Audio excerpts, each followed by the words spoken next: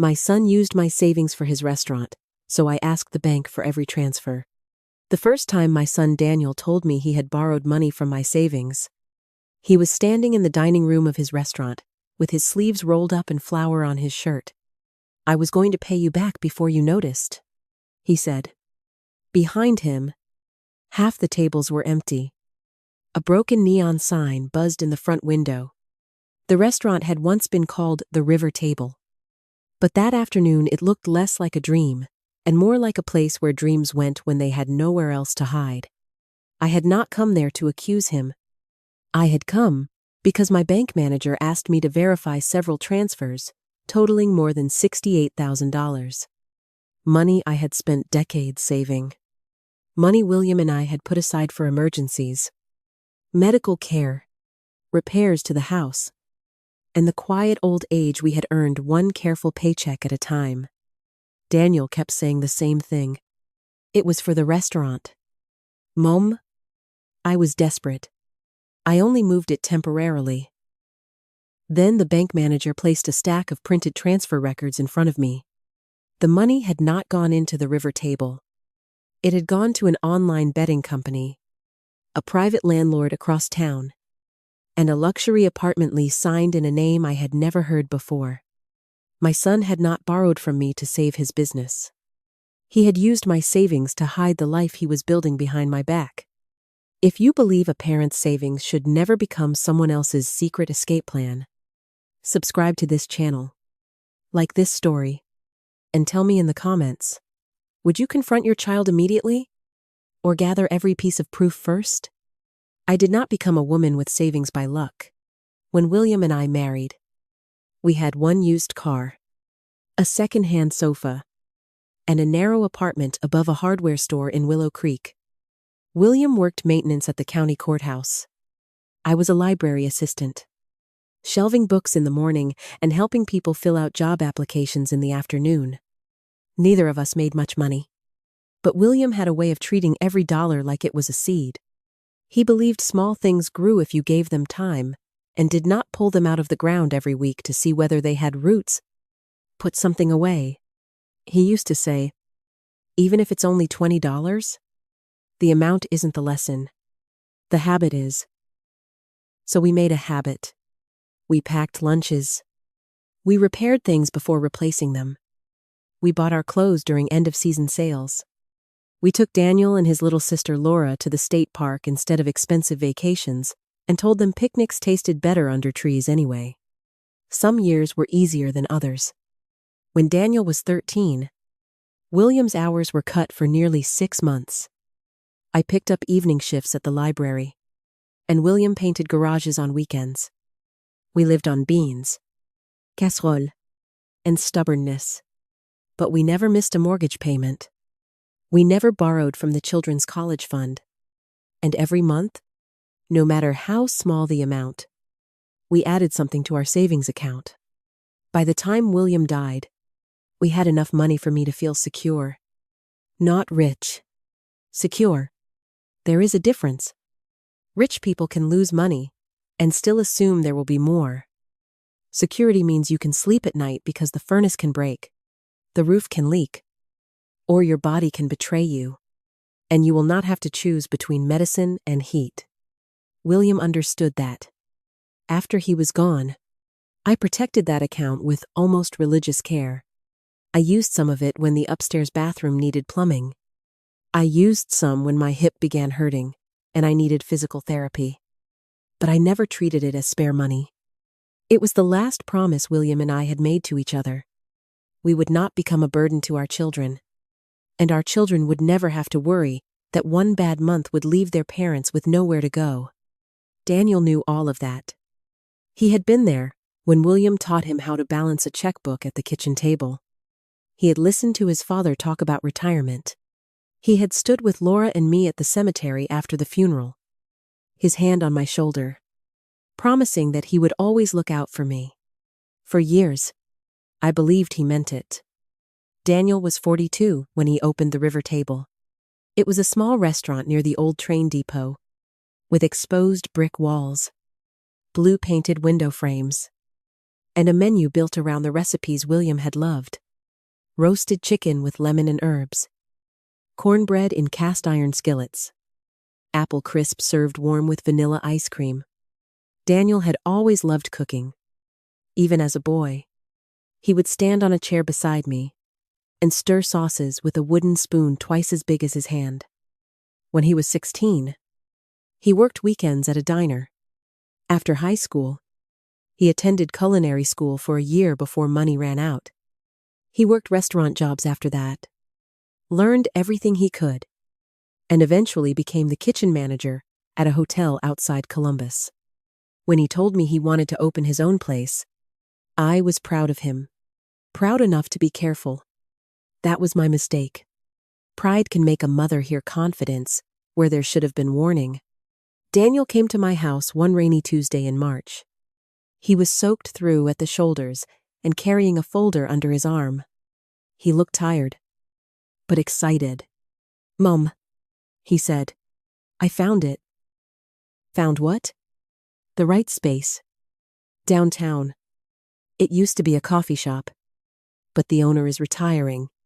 It has a kitchen already installed. Low rent.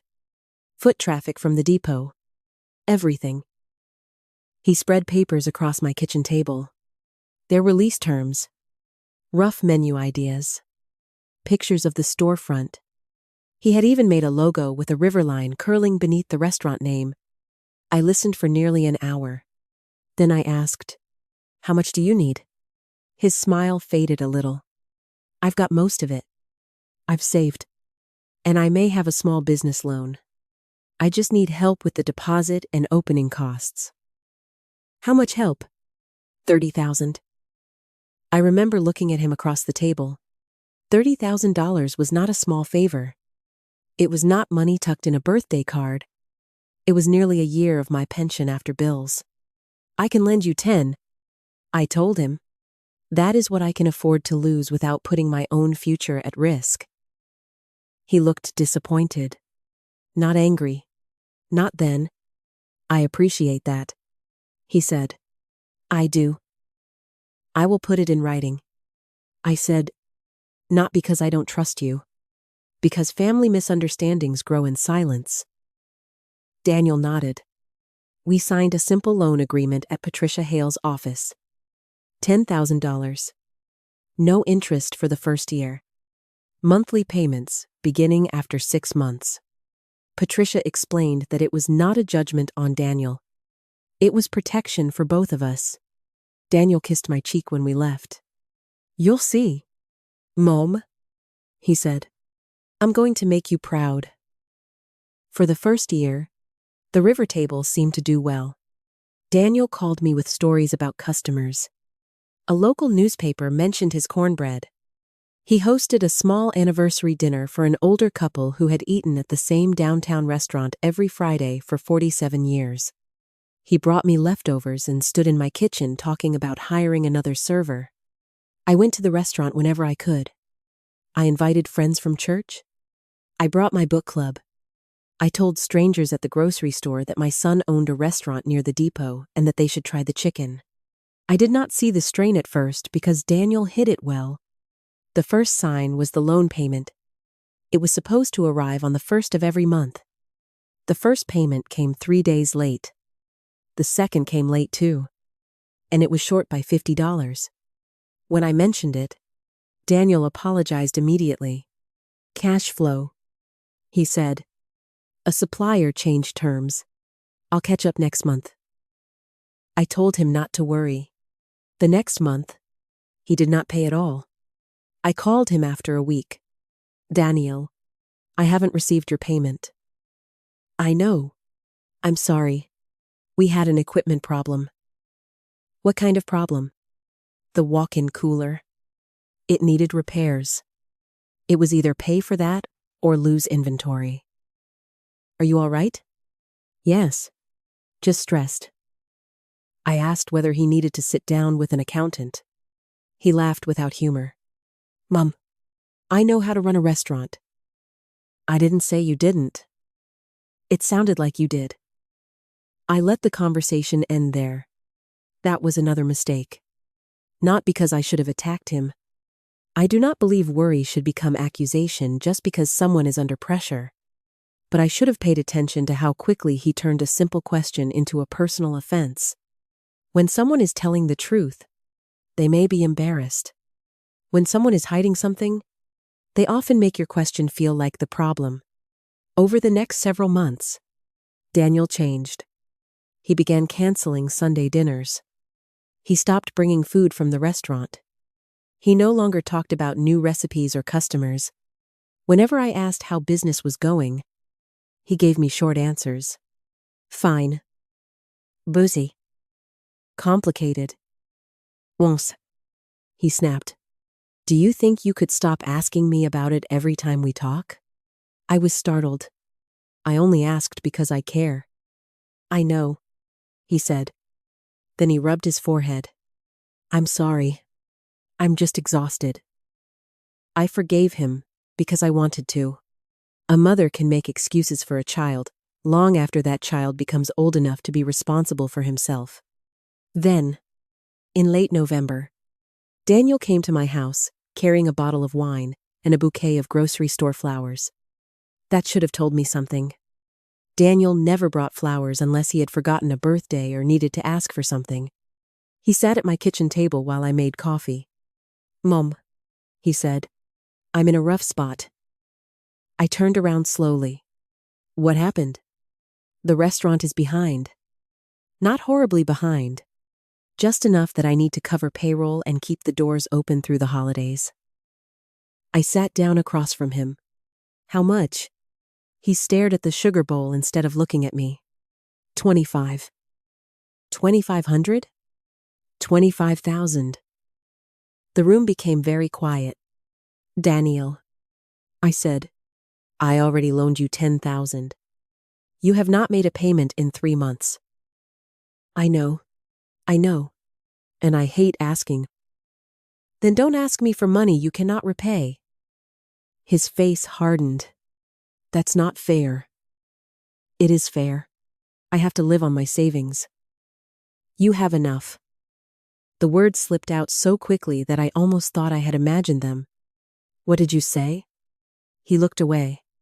I mean, you have more than enough. You barely touch it. You stay home. You go to the library. You buy birdseed. I'm trying to build something. I could feel my cheeks warm. My savings are not sitting there because I have no use for them. They are there because I worked for them. And I'm your son? Yes, I said, which is why I gave you $10,000. He stood so fast that his chair scraped the floor. You don't understand what it's like to have people depending on you. I thought of William. I thought of 2 children. I thought of unpaid bills, school shoes, hospital rooms, and nights when I had smiled at my family after working 12 hours because I did not want them to see how tired I was. I understand more than you think, I said. Daniel left without touching the coffee. For 2 weeks, I heard nothing from him. Then, 3 days before Christmas, he called. His voice sounded wrong. Not angry. Broken. Mom, I'm sorry about what I said. I sat down on the edge of my bed. I'm sorry too. No, you didn't do anything. I'm under pressure. The restaurant is struggling, and I'm scared. I closed my eyes. What do you need? Nothing. I'll figure it out. The relief in his voice was so obvious that I knew he had expected me to offer money. I did not. I told him I loved him. I told him I would help him find a business counselor. I talked to his landlord. Or make a plan. He said he would think about it. Then he ended the call. After Christmas, I noticed something strange. My savings account balance was lower than usual. At first, I assumed I had misremembered. I had paid property taxes. I had bought gifts. I had withdrawn money for the furnace repair in October. Still, the number bothered me. I kept a small ledger in the drawer beside my desk. Nothing fancy. Just a notebook where I wrote deposits, major withdrawals, and the balance I expected to have at the end of each month. William had laughed at it when we were young. Rebecca, you trust that notebook more than you trust the bank. I trust both, I told him, but one of them lives in this house. That night, I opened the ledger and compared it to my online banking screen. The difference was $4. Babe.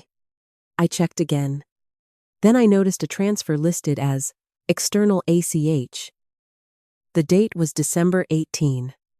The amount was $4. Babe. I did not remember authorizing it. My first thought was that it had to be a bank mistake. My second thought was Daniel. I hated myself for thinking it. So I did not call him. I called the bank. The woman who answered was named Evelyn Price. I had met her once, when I opened a certificate of deposit after William died. She remembered me. Mrs. Clark, she said warmly. How can I help you today? I have a transfer I don't recognize. Her tone changed immediately. Can you tell me the date and amount? I did. She placed me on a brief hold. When she returned, her voice was careful. That transfer was initiated through your online banking profile. I did not initiate it. Do you share access with anyone? No. Has anyone had access to your phone? Computer? Account information? Or mail? I looked toward the filing cabinet in the corner of my living room. Daniel had been in my house several times in December. When I had gone to the grocery store, I had left him alone for 20 minutes while he waited for a delivery. He knew where I kept the notebook with my passwords. He knew because years ago, when William was sick, I had shown both my children where to find it in case something happened to me. I swallowed. My son has been in my house, I said. Evelyn did not jump to conclusions. Mrs. Clark, we should secure your accounts right away. I would also recommend you come into the branch tomorrow so we can review the full transaction history and determine whether there were other transfers. Other transfers? There may be. I can't see the complete record from my current screen. The next morning, I drove to the branch before it opened. I arrived 10 minutes early and sat in my car with both hands on the steering wheel. I wanted to leave. I wanted to believe that once Evelyn printed the records, there would be a simple explanation. Maybe I had transferred money between accounts and forgotten. Maybe I had paid a contractor. Maybe the bank system had mislabeled something. But deep down, I knew why I had brought my ledger. I wanted proof. Evelyn led me into a private office with a glass wall. She offered me coffee, then began printing statements. Page after page came out of the machine. She organized them by date. The first transfer had been for $4. Babe. The second was for $7. 250. The third was for $12. Ling ling ling. Then there were smaller amounts. 2,000. 3,000. 600. 1,500. Every few weeks, another transfer had left my savings. By the time Evelyn finished, there were 11 transactions. Total withdrawn, $68. 430. I could not speak. Evelyn sat across from me, her expression full of concern. Mrs. Clark, she said. These transfers were made using your online credentials. Some were sent to an account in the name of Daniel Clark. Others were sent to payment processors and third-party accounts. My son's name. It was there in black ink. I felt as if the air had been taken from the room. Can you tell where the money went? I asked. Evelyn looked down at the records. Some transfers appear to have gone to a business account, but not all of them. What do you mean? She slid one page toward me. The recipient was not the River Table. It was a company I had never heard of. Bright Horizon Properties LLC. Another transfer had gone to a national online wagering platform. Another had gone to a landlord in Columbus. I stared at the unfamiliar names until the letters blurred. Daniel told me he needed money for his restaurant, but the records were telling another story. And before I could decide what to do with the papers in front of me, my phone began to ring. Daniel's name appeared on the screen. For a second, I could not bring myself to answer. Then I did. "Mom," he said, breathing hard. "Are you at the bank?" I looked at Evelyn. Then I looked at the stack of transfers between us. "Yes," I said. There was a long silence on the other end. And when Daniel finally spoke, his voice was no longer scared. It was desperate. "Please don't ask them for anything else. Please don't ask them for anything else." Daniel's voice was low and urgent. For 1 second, I heard the little boy he had once been. The child who called me from summer camp because he had lost his flashlight. The teenager who stood in our driveway after a fender bender, trying to sound brave while asking whether he was in trouble. But this was not a lost flashlight. This was $68,000. And he was not asking whether I was all right. He was asking me to stop looking. "Daniel," I said, "did you take money from my savings account?" He did not answer. I could hear traffic in the background. A car horn. A door closing. "Mom, I can explain." "Then explain." "I used it for the restaurant. The bank says some of it went to a betting company." His breath caught. "That's not what you think." "And Bright Horizon Properties?" Another pause. "Please," he said. "Not over the phone."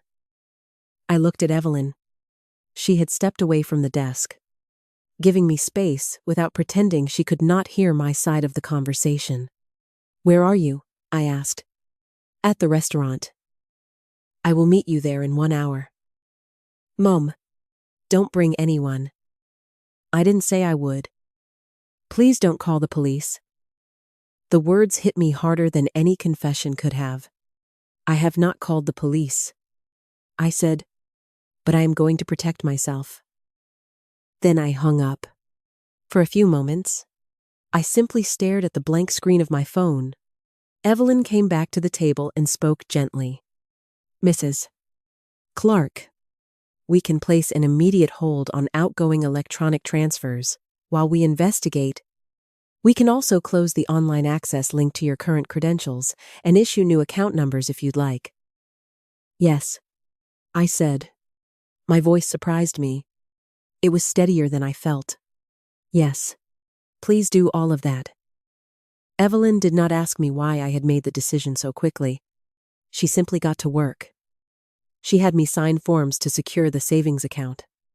She changed the account alerts so that I would receive a phone call and a mailed notice for any withdrawal over $500. She helped me remove the old online profile and create a new one with a password. Daniel could not guess. When she asked whether I wanted to add a trusted contact, I thought briefly of Thomas. Then I remembered what I had learned during the trouble with Laura. Trust was not something you gave because you were afraid to be alone. It was something you chose carefully. "I will think about that," I said. Before I left, Evelyn placed the transaction packet in a large envelope. "There are additional documents our fraud department may be able to provide," she said. "Login times, devices used, destination, information, and any account change activity. Some of it may take several business days, but I've opened a case." "Will the money come back?" I asked. Evelyn's expression softened. "I can't promise that. But documenting this immediately gives you the best chance to understand what happened and protect what remains." I nodded. That was all I wanted in that moment. Not a promise, just the truth. As I drove to the river table, the envelope sat on the passenger seat beside me. I kept looking at it at red lights. $68,000. Each page was neat. Each transfer had a date, an amount, a destination. No anger, no judgment, just ink. That was what made records powerful. They did not care whether Daniel had once slept in the crook of my arm when he had a fever. They did not remember him bringing me flowers on Mother's Day. They did not know how proud I had been when he opened his restaurant. They only showed where the money went. The river table was closed when I arrived. A handwritten sign hung in the window, closed for private event. But inside, no one was setting tables. The dining room was dark, except for the light over the bar. Chairs had been turned upside down on several tables. A stack of unopened napkins sat near the host stand. The air smelled faintly of old grease, lemon cleaner, and something burned. Daniel was waiting near the kitchen doors. He looked worse than he had on the phone. His beard had grown in unevenly. His eyes were bloodshot. There was a dark stain on the cuff of his shirt. For a second, I wondered whether he had slept at all. Then I reminded myself that exhaustion did not erase theft. "You came," he said. I said I would. He walked toward a table in the corner. I stayed where I was. "Mom, I know this looks bad." "Sit down," I told him. He hesitated, then sat. I placed the bank envelope between us. "Tell me exactly how you got into my savings account." Daniel rubbed both hands over his face. "I didn't hack anything." "I didn't say you did." "I had your notebook." My heart sank. He looked down at the table. "I saw it in the drawer when I was at your house. I knew where you kept your passwords from when Dad was sick." "You took it?" "No. I took pictures of the pages." The room seemed to go still. I thought of the day I had stepped out to buy groceries while he waited for a package. I remembered coming home to find him sitting on my couch, scrolling through his phone, acting as though nothing had happened. "You photographed my private information in my own home?" I said. "I wasn't planning to use it at first." "At first?" I was scared. "Mom? So you took my money?" "I was going to put it back." "When?" "After the restaurant recovered." "Did it recover?" Daniel looked toward the kitchen. "No." There it was. The answer I had been trying not to hear. I sat down across from him. "Then tell me the truth." He swallowed. "The restaurant had trouble. Food costs went up. We had a water leak in the kitchen. I lost 2 servers. Then the landlord raised the rent when the lease renewal came up. I was behind on payroll." "How far behind?" "Not that far." "How far?" "Daniel?" "About 16,000. I stared at him. "And how much of my money went to the restaurant?" He did not answer. "Daniel?" "Maybe 15. Maybe 18. Out of 68,000? He pressed his palms against the table. "I had other problems." "What problems?" He laughed once, but there was no humor in it. "Do you really want to know?" "Yes." He looked at me then. His eyes were full of shame. And for one terrible moment, I almost reached across the table to comfort him.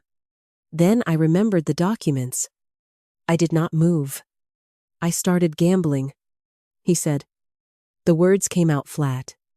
"Not at a casino. Online. Sports. Card games." I thought I understood it. I thought I could make up what the restaurant was losing. "You gambled with my money?" "At first, I used mine." "That is not what I asked." His eyes filled. "Yes." I looked down at the stack of statements. The transfer to the betting platform had been $12. Ling, ling, ling. A number so large it did not feel real. I thought of all the things $12,000 meant to me. A year of property taxes and insurance. A furnace. Medical care. A roof repair. The kind of money William and I would have taken years to save. "And the apartment?" I asked. Daniel's face changed. That question frightened him more than the gambling. "What apartment?" "Bright Horizon Properties. The bank records show payments to them." Unit 507. He became very still.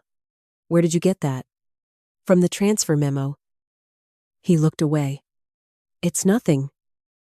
Nothing does not cost $24,000. He stood abruptly and began pacing near the bar. It was a place I needed. For what? To get away. From your restaurant? From everything. I watched him. Are you living there? No. Is someone else? His jaw tightened. Mom, please. Is someone else living there? Daniel stopped pacing. For a long moment, the only sound was the refrigerator motor in the kitchen. Then he said, Her name is Marissa. I had never heard that name before. Who is Marissa? He closed his eyes. She's a friend. A friend you rented a private apartment for? She needed a place. Why? Because she was leaving someone. He felt cold all over. Are you having an affair? He did not answer. I had been married to William for 38 years. We had our flaws. Our arguments. Our exhausted years. But we had never made deception into a room we both had to live in. Daniel had a wife. Her name was Claire, and she had been part of our family for 12 years. Claire was the one who sent me pictures of my grandson, Ethan. When Daniel forgot, she was the one who sat beside me at William's funeral and held my hand while Daniel stood frozen near the front row. I suddenly remembered that I had not seen Claire in nearly 2 months. Daniel always had an explanation. She was busy with Ethan's school. She had the flu. She was visiting her sister. I had accepted every excuse because I did not want to pry into their marriage. Now, I wondered whether I had been watching the edges of a fire while pretending not to smell smoke. Does Claire know? I asked. Daniel sat down again. But he did not look at me. No. Does she know you are using my money? No. Does she know you are gambling? No. I let those answers settle between us. Then I said, Does anyone know the truth about you? His face crumpled. I don't know how to fix it. I could have yelled. Part of me wanted to. I wanted to tell him that he had destroyed his own life. That he had lied to his wife, his mother, his employees, and perhaps himself. I wanted to ask him how many times he had looked me in the eye while using my money to pay for secrets. But I had learned something after Laura tried to take control of my life. Anger is not always strength. Sometimes, strength is refusing to let someone else pull you into their chaos. You cannot fix it with more of my money, I said. He looked up quickly. I'm not asking for more. You called the bank and asked me not to look any further. Because if you find out everything, I'm finished. You should have thought about that before you used my account. He reached across the table. Mom, please. I will sell the restaurant. I'll sell my car. I'll end things with Marissa. I'll get help. Just don't tell Claire yet. There it was. Not remorse. Not fully. His first concern was still what would happen to him if the truth reached the people he had deceived. You need to tell Claire yourself. I said, I can't. You can. She'll take Ethan. That is not a reason to keep lying. He pushed his chair back. You don't understand. I understand that you stole from me. His eyes flashed. I didn't steal. I borrowed it. No, Daniel. Borrowing requires permission. The words came out quietly. That made them harder. He stared at me. Then he looked down at the envelope. I'll pay it back, he said. How? I'll figure it out. You have said that before. I mean it this time. Then you will start by giving me every account statement from the restaurant, every business loan, every payment record, every lease document, every debt. You will also give me the information for this apartment and proof that no more money is coming out of my accounts. His head snapped up. Why do you need the restaurant records? Because I am not taking your word for anything anymore. He looked offended. That would have made me laugh once. Now it only made me tired. You're treating me like a criminal. I am treating you like someone who used my savings without permission. I'm your son. Yes, I said. And that is the only reason I am still sitting here trying to help you tell the truth. For a moment, I thought he might agree. Then his phone lit up on the table. He grabbed it too late. The screen was visible to both of us. A message from Marissa. Landlord says rent has to be paid by Friday, or he'll contact Claire's attorney. What do you want me to do? Daniel snatched up the phone. But I had already read it. Claire's attorney. Not Claire. That phrase told me there was more I did not know. Why does Claire have an attorney? I asked. Daniel's face went blank. Mum, don't. Why does Claire have an attorney? He stood and shoved the chair away so hard, it hit the wall. Because she knows I'm in trouble. All right? Does she know about the apartment? No. Does she know about the gambling? No. Then what does she know? His voice cracked.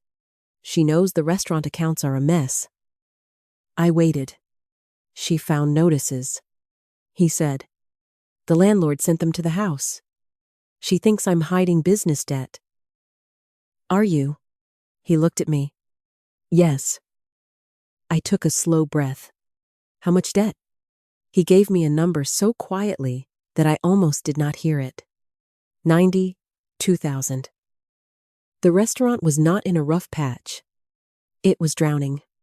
And Daniel had been taking buckets of water from my life raft to keep his own boat afloat. I picked up my purse. Mom, he said, panic rising in his voice. Where are you going? To my attorney. No. Yes. Please don't ruin this. I looked back at him. I did not ruin this. Daniel. He flinched. You did. I left the river table with the bank records clutched against my chest.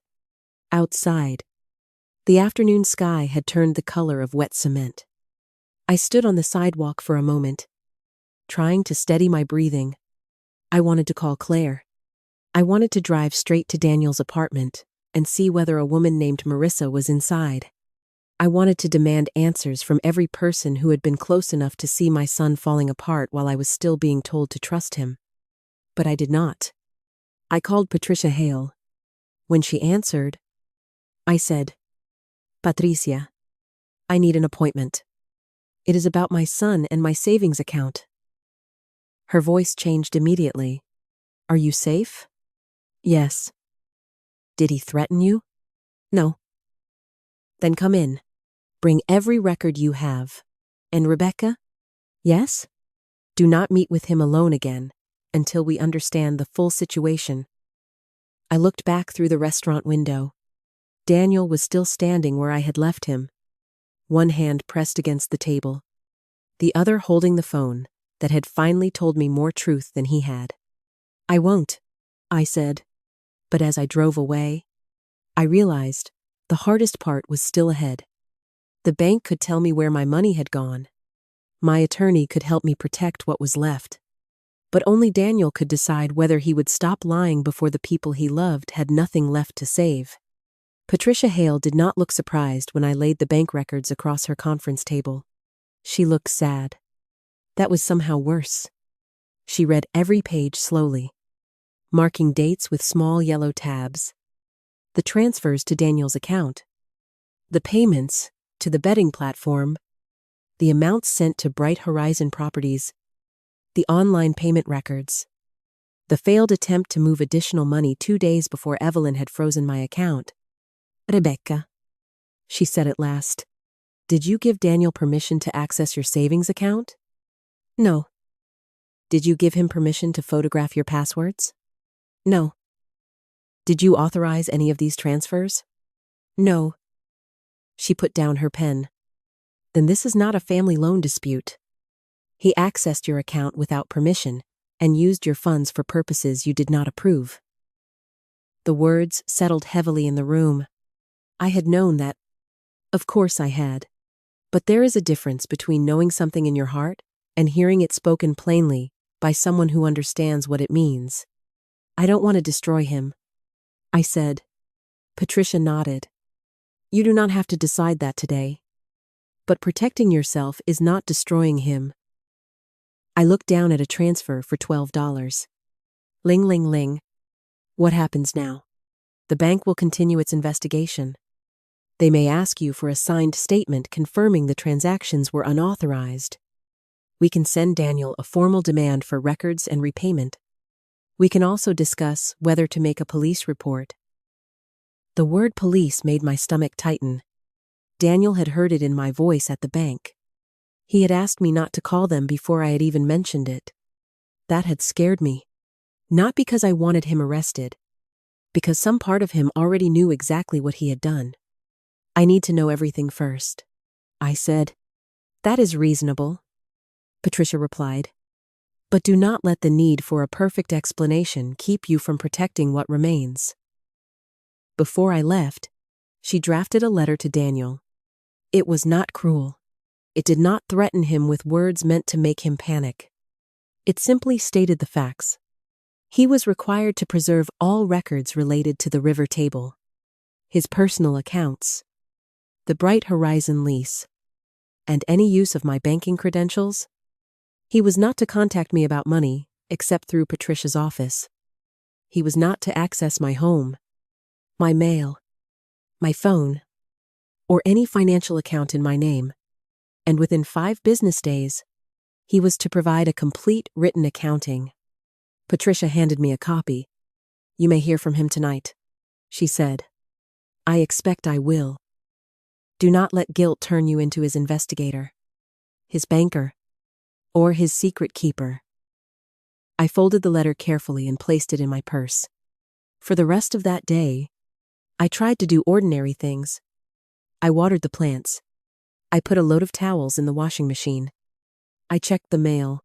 But every ordinary task felt like an act I was performing for someone else.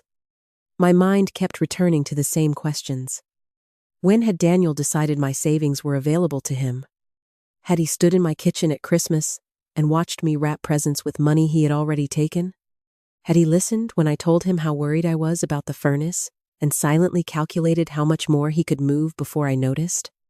By evening, I had stopped trying to distract myself. I sat at the dining room table with William's old ledger in front of me. The $10,000 restaurant loan was written on one page in my careful handwriting. Daniel's name, the date, the repayment terms. Under it, I wrote another figure, 68美元, 430. Then I drew one line beneath both amounts. My hands trembled as I wrote. Not authorized. It was the first time I allowed myself to name it clearly. At 7:30, Daniel called. I let it ring twice before answering. Mom. His voice sounded smaller than it had at the restaurant. Hello? Daniel. Did you talk to a lawyer? Yes. I got a letter. I know. You really sent me a legal letter? You used my savings account without permission. I said I'm going to pay you back.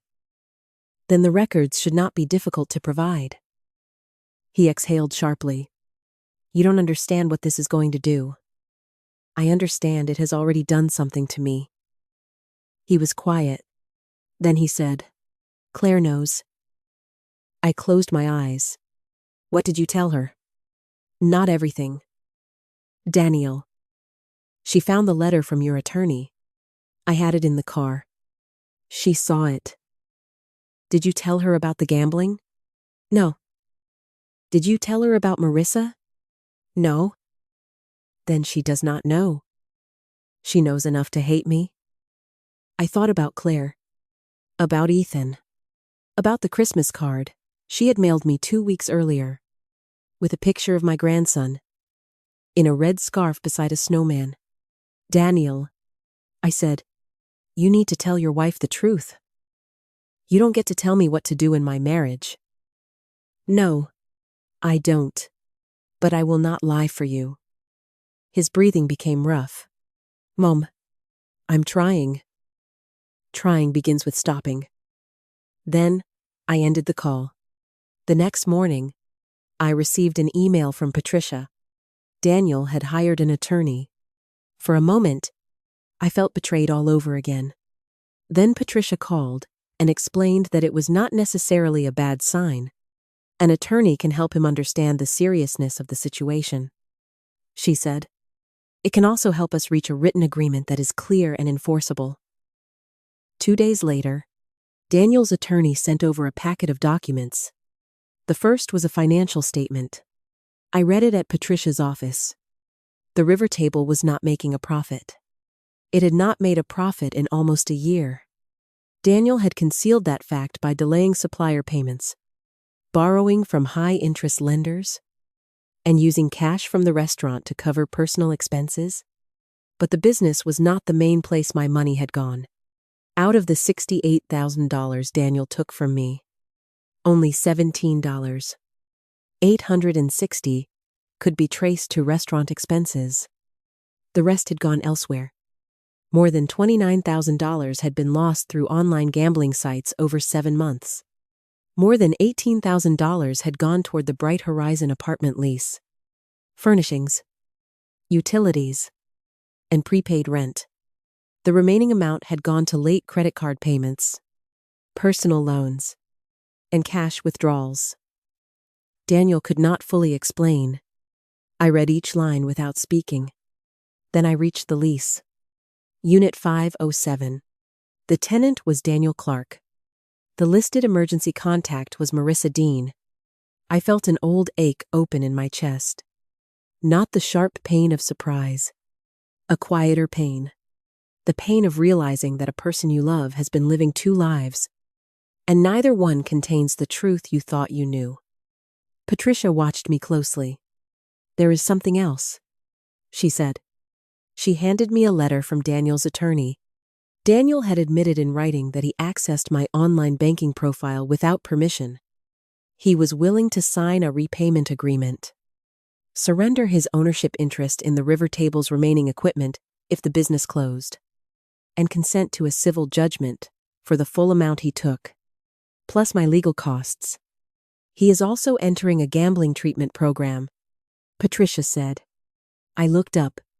Does that mean he thinks saying he has an addiction excuses what he did? No, she said firmly. Treatment may explain a pattern of behavior. It does not erase responsibility. That was exactly what I needed to hear. Because I did not want Daniel punished for being sick if he truly had a gambling addiction. But I would not allow illness to become a new word for permission. The following week, we met at Patricia's office. Daniel came with his attorney. I came with Patricia and Thomas. I had asked Thomas to be there because I needed someone who loved Daniel but did not need Daniel to approve of him. My son looked thinner than he had a week earlier. He wore a plain, gray sweater. No restaurant shirt. No confidence. No anger. On the table before him was the repayment agreement. It required him to acknowledge the unauthorized transfers. It required him to have no access to my accounts or home. It gave him a structured payment plan based on verified income. It gave me the right to enforce the civil judgment if he failed to pay. It also required him to provide proof that he had ended the apartment lease and disclosed the financial situation to Claire. Why does she have to be part of this? Daniel asked. Patricia answered before I could. Because the lease was funded in part with money taken from Rebecca. And because any future repayment agreement must be based on your actual financial situation. Daniel looked at me. You want to humiliate me? I felt something inside me go very still. No, I said. I want the truth to stop being something I have to discover alone. He looked down. For several minutes, the only sound in the room was papers moving softly across the table. Then Daniel said, I told Claire. My breath caught. When? I asked. Last night. What did you tell her? Everything. His face broke as he said it. The gambling. The apartment. The money. Marissa. Everything? I asked again. He nodded. She took Ethan to her sister's house. I closed my eyes. I pictured my grandson's small backpack, his dinosaur pajamas, the way he always asked me to cut the crust off his grilled cheese even though he ate the crust anyway. Daniel had not only taken money from me, he had put a storm inside his own home. I'm sorry, he whispered. I looked at him. The first time he said those words. At the restaurant, I had heard fear. This time, I heard something different. Not enough, but different. I believe you are sorry, I said. Now you have to become someone who acts sorry. Daniel nodded. Then he signed the agreement. Not because I forced his hand. Not because I threatened him. Because there was no longer any place for him to hide. A week later, I received a call from a detective assigned to the bank's fraud referral. The bank had completed its initial review. Their records showed that the transfers had been initiated from a device connected to Daniel's phone number during times he had admitted being at my house or using my information. The detective spoke carefully. Mrs. Clark, we're gathering documents. Your son has admitted unauthorized access through his counsel. But the prosecutor's office will ultimately decide whether criminal charges are appropriate. I sat quietly at my kitchen table. What happens if I don't want him charged? I asked. The detective paused. You can tell us your wishes. But because this involves alleged financial exploitation, the decision is not entirely yours. That was difficult to hear. But it was also honest. For too long, I had believed that protecting Daniel meant protecting him from consequences. I had been wrong.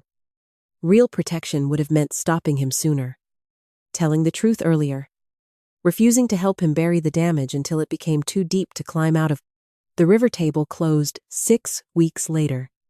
Daniel could not find a buyer willing to take on the lease and debt. He sold the kitchen equipment through a business liquidation company. The proceeds went first toward unpaid wages, suppliers, and secured business obligations. There was little left. I watched the restaurant sign come down from the window, one cold morning in February. The blue letters had once made me proud. Now the storefront looked bare. Daniel was not there. He was in an outpatient treatment program 3 evenings a week and working mornings at a catering company in Columbus. His attorney sent the first payment under our agreement 2 months after the restaurant closed. It was not a large payment, $400, but it came on time.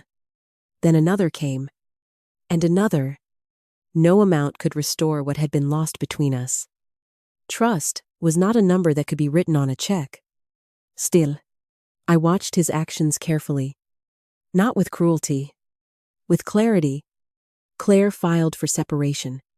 She did not keep Ethan from me. And for that I was grateful. We met at a park one Saturday afternoon when the weather warmed. Ethan ran toward me with grass stains on his knees and a plastic dinosaur in his hand. Grandma Becky, he said. Dad says he's getting better. I knelt down and hugged him. I hope so, sweetheart. He held my face between his little hands. Are you sad? Children ask the questions. Adults spend years avoiding. A little, I said. But I'm also okay. That was the truth. I was okay.